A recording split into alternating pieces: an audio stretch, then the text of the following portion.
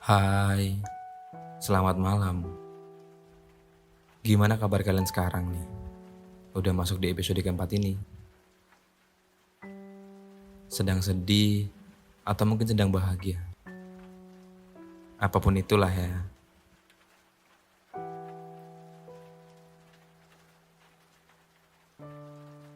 Jadi ada yang request dari seseorang. Dia ingin request cerita tentang masalah kehidupan di dalam rumahnya. Terima kasih untuk kamu yang udah mau cerita ke aku ya. Jika kalian ingin cerita juga ke aku, boleh banget loh. Jangan malu-malu ya.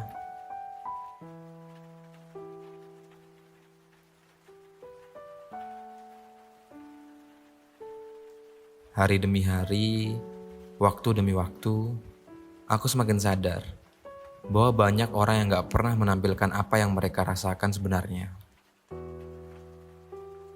Hanya sekedar untuk menunjukkan apa yang kita rasakan, untuk menjaga perasaan orang lain. Untuk terlihat baik-baik saja, untuk menerima bahwa banyak komentar yang aku sendiri gak mau mendengarkan. Banyak juga orang yang menunjukkan di luarnya itu baik-baik aja. Itu karena dia gak mau dapetin komentar yang dia gak pengen. Ada juga orang-orang yang menunjukkan di luarnya kalau dia gak baik-baik aja. Ujung-ujungnya malah ngedapetin komentar yang miris, yang jadi sakit hati. Yang isinya tuh seperti, kenapa rumah gitu banget ya? Gitu aja gak bisa. Akhirnya ya, kita ngobrol lagi di episode keempat ini. Kamu jangan sampai capek ya, support aku terus. Supaya aku bisa temani malam-malam kamu sebelum tidur. Jujur aku seneng kok bisa ngobrol sama kamu. Dan aku berharap obrolan aku ini mungkin juga ada maknanya. Malam ini aku bawain sebuah topik khusus untuk seseorang yang udah mau berbagi cerita ke aku. Topik ini dengan judul Rumah atau Bukan.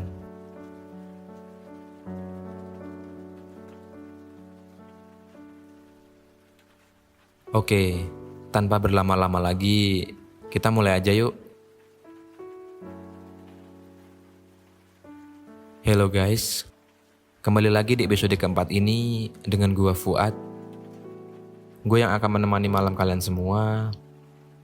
Dan semoga cerita ini bisa mengantarkan kalian ke dunia mimpi sebagai bunga tidur yang positif untuk kalian.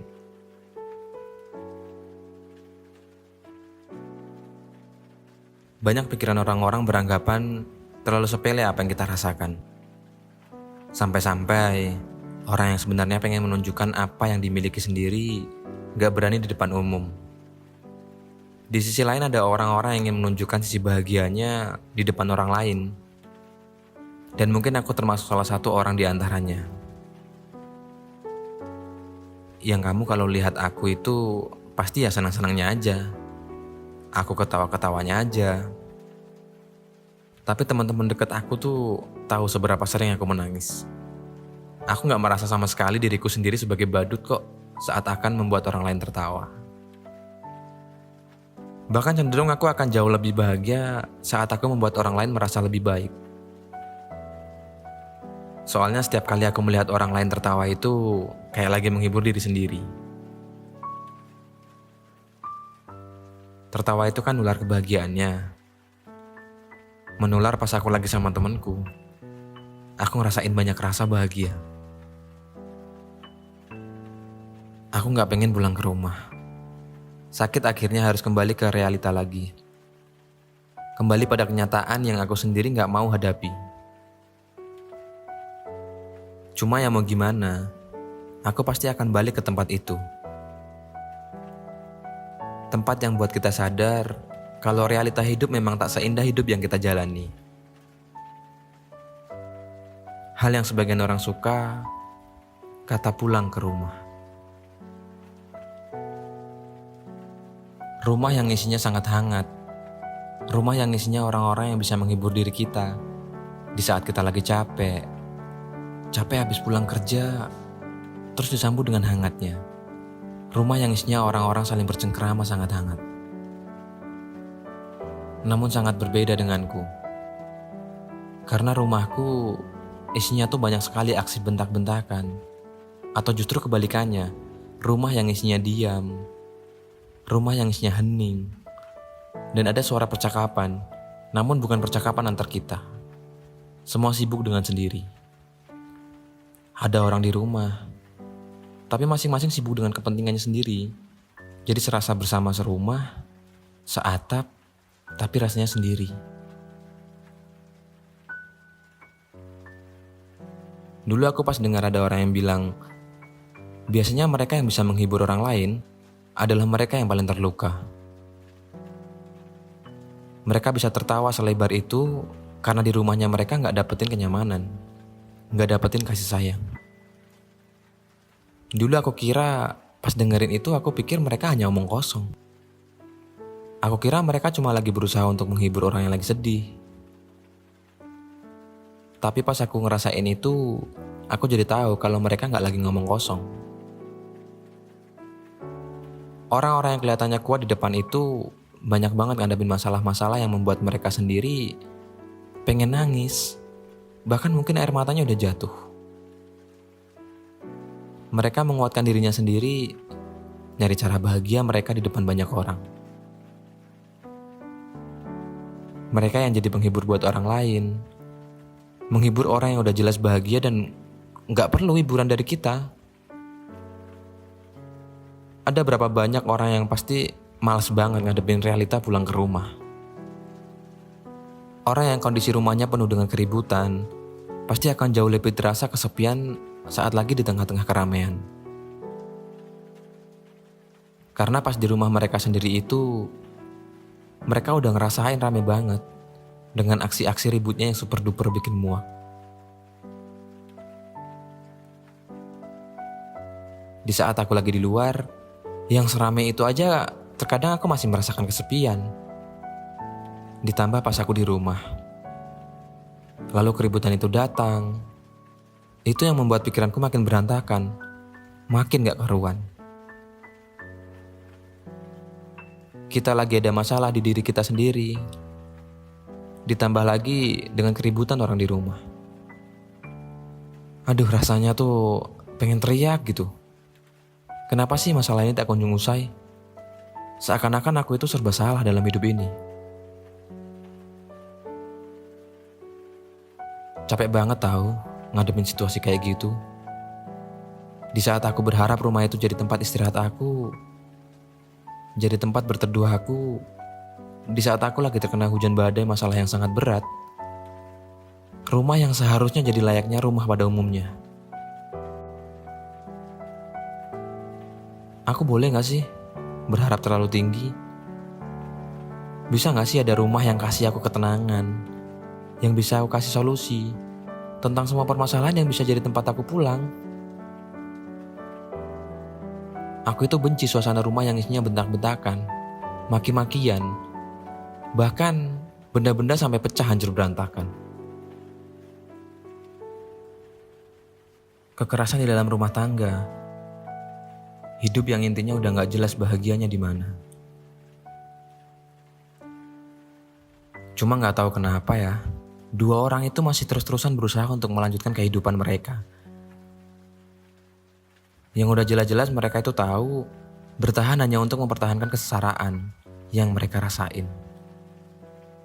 Ya mungkin mereka gak sadar sih kalau mereka perlahan-lahan sudah menghancurkan kehidupan anak mereka. Perlahan-lahan mereka lagi menghancurkan mental orang-orang yang udah berusaha kuat untuk bertahan hidup. Di saat orang lain berusaha keras untuk menyelesaikan masalah mereka di rumah sendiri, direspon dengan hangatnya, didengarkan dengan baik. Apa sih masalah yang sedang dirasakan? Kedua orang tuanya bisa kasih solusi.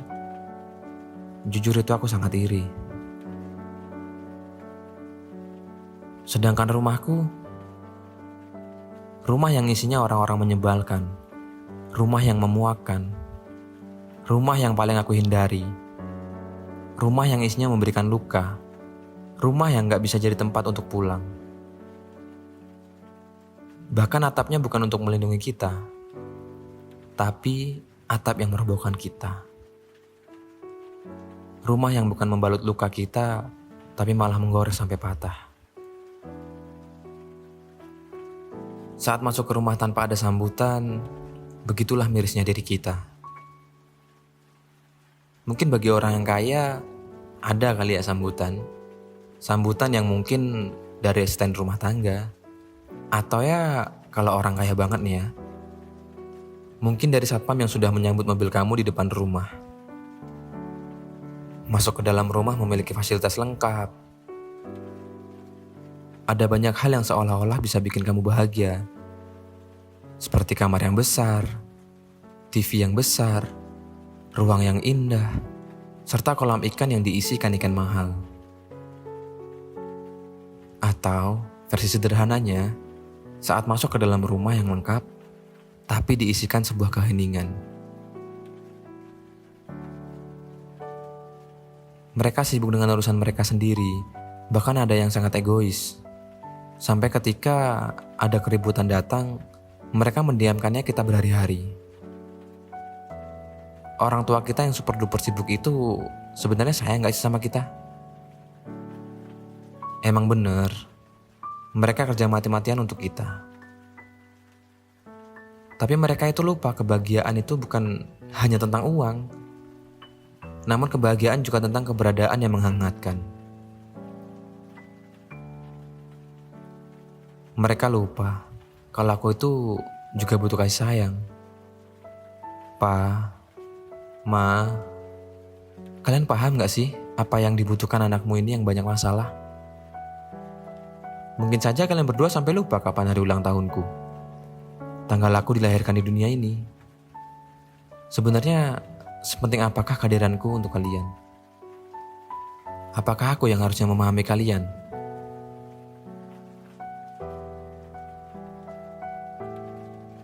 Aku tahu kalian punya sebuah tanggung jawab yang sangat besar. Sampai kalian akhirnya lupa sama aku. Pekerjaan kalian itu membuat kalian kewalahan. Akhirnya kita dikalahkan dengan pekerjaan-pekerjaan itu. Cuman apa? Iya, sampai gak bisa punya waktu untuk anakmu sendiri. Pa, Ma, di rumah ini ada aku loh. Di tempat kalian seharusnya pulang. Gak pulang entah kalian berkeliaran kemana. Entah kerja ke kota. Apa entah meeting sama siapa lagi. Sibuk apa lagi? Aku hanya dibesarkan dengan bibi yang jauh lebih dekat sama aku dibandingkan mamaku sendiri. Memangnya kalian paham apa makanan kesukaanku? Apa warna favoritku?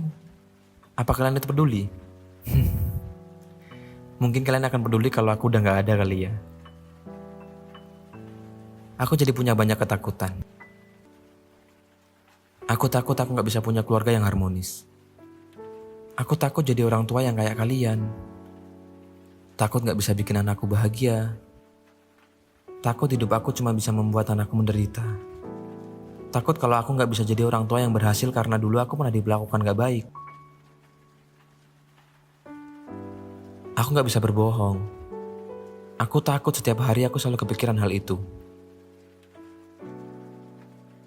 Mungkin gak ya ada kejadian kayak gini.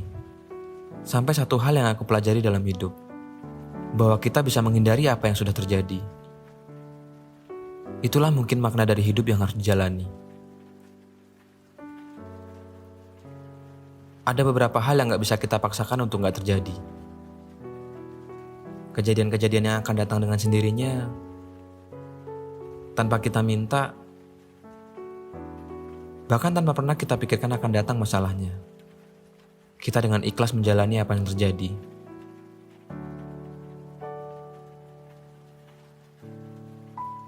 Aku percaya bahwa akan ada saatnya kita bisa menerima dengan kondisi seperti itu. Nggak ada yang mau tinggal di rumah yang nggak kayak rumah. Nggak ada yang mau kehadirannya nggak dianggap. Nggak ada yang mau dijadiin sampah di rumahnya sendiri. Nggak ada yang pengen di posisi ini. Kalau bisa milih, bahkan kita nggak mau di sini. Tapi gambaranku dan pintaku kepada Tuhan yaitu suatu hari nanti aku akan hidup bersama seseorang yang aku kasihi dalam satu bangunan yang disebut itu rumah. Rumah adalah titik akhir setelah kita sibuk bermain-main dan memilah-milah. Dan semoga saja aku akan seperti itu. Mungkin segini dulu cerita yang bisa aku bagiin untuk kalian. Kalian juga boleh loh cerita ke aku apapun itu. Akhir kata, makasih ya. Makasih udah mau mendengarkan cerita di episode keempat ini. Dan semoga kalian juga support aku terus ya. Sampai bertemu di episode selanjutnya bareng gua Fuad dengan cerita bunga tidurnya. Dadah.